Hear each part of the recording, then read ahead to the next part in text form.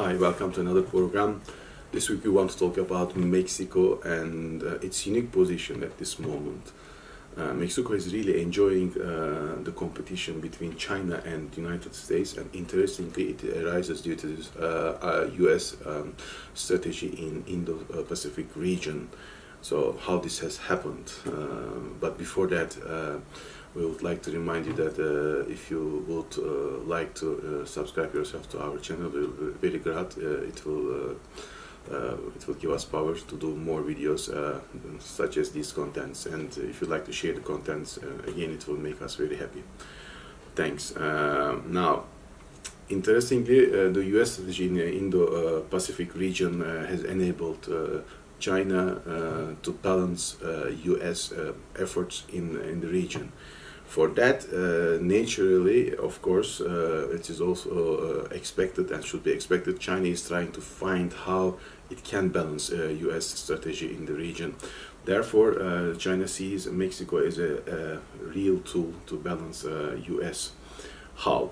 Now, before that, let's look at the relation between the Mexico and United States, because it gives China the idea to approach Mexico. The 80% of the Mexico exports are coming from the trade between US and Mexico, and almost half of the foreign direct investment is coming from US. That creates much more populated area in the northern region of Mexico, and much more high quality education, health services and other things. Therefore, the southern parts are much more poorer and development is much more slower. Like in Italy, where the Lombardy region has around 48,000–50,000 euro per year, the GDP for the people, and the Sicilia, which is the southern part, is 20–25,000 per year. There is also a similar gap between the northern and the southern part of Mexico because of the businesses that they have been conducting with the US. Therefore, Mexico is of course aware of this problem. Therefore, they try to develop four major traits in order to create jobs and support developments. These are the new airport system, Mayan train project on Yucatan Peninsula, oil refinery in Dos Pacos, and sea passage projects on Isthmus of Tehuantepec region. These, of course, naturally create enormous jobs and contribute to the Mexican development. However, giant size of projects such as those need or require foreign direct investments or any other private investments for their completion purposes.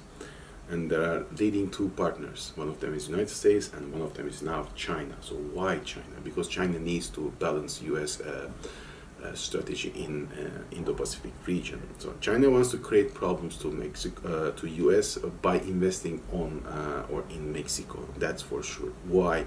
So if you invest in telecom, energy, rare earth elements in Mexico, which is a direct interest to US will take it as a direct national threat to itself.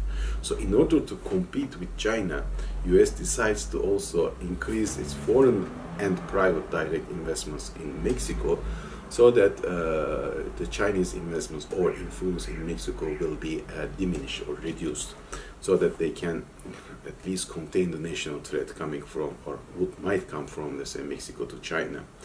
So China, what US is now trying to do is to directly invest on the southern part, the natural rare earth elements,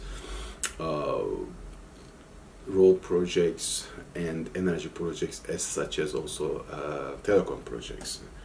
Therefore, all these things come to the point that US cannot risk, or it seems that US is not willing to take any risk to see China control all of its infrastructure and also telecom industry in Mexico. So for sure, Mexico is very much enjoying this competition between China and US. But there is also one more thing clear. Mexico is in a position to secure better terms with these two major global powers. that's for sure. So we are estimating that it will continue at least 3 to 5 years for Mexico, maybe even 10 years for Mexico to enjoy these kind of benefits from those countries. So if you like this content, please share with your friends, and also subscribe yourself to our channel, so you can be the first one to hear what we are going to give in YouTube and also in our website. Please take care, and see you next time. Bye.